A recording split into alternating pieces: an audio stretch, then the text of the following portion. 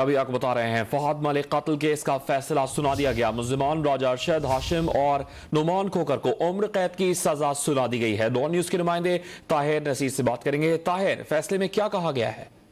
جی دیکھیں، بیرسٹر فہد ملک قتل کیس کا فیصلہ 6 سال اور 7 ہفتوں کے بعد سنا دیا گیا ہے۔ سیشن جج عطا ربانی نے گزشتہ ہفتے فیصلے کے اوپر دلائل مکمل ہونے کے بعد محفوظ کیا تھا، جو کچھ دیر قبل سنایا گیا۔ عدالت کی جانب سے جو مرکزی ملزم ہے راجہ ارشد، اس کو عمر قید کی سزا، جو ملزمان اور تھے نعمان کھوکر اور ہاشم، ان دونوں کو بھی عمر قید کی سزا کا حکم سنا دیا گیا ہے۔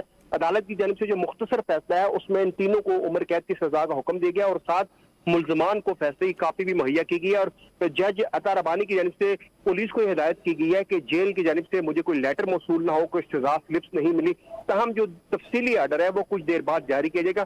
مختصر فیصلے میں عدالت نے بیرسٹر فہد ملک کو قتل کرنے والے تینوں ملزمان راجہ ارشد، نعمان کھوکر اور ہاشم کو عمر قید کی سزا کا حکم سنا دیا ہے۔ جی، بیرسٹر فہد ملک قتل کیس کا فیصلہ سنا دیا گیا ہے۔ مرکزی ملزمان کو عمر قید کی سزا سنائی گئی ہے۔ 4 چشمدید گواہان نے تینوں ملزمان کے خلاف بیان دیا تھا۔ فورنزک رپورٹ کے مطابق قتل میں استعمال کی گئی کلاشنکوفز اور جائے وقوع سے ملنے والے خول بھی میچ کر گئے تھے۔ مرکزی ملزم راجہ ارشد کو ملک سے فرار کی کوشش میں ترکھم بارڈر سے گرفتار کیا گیا تھا۔ آج اس کیس کا فیصلہ سنا دیا گیا ہے۔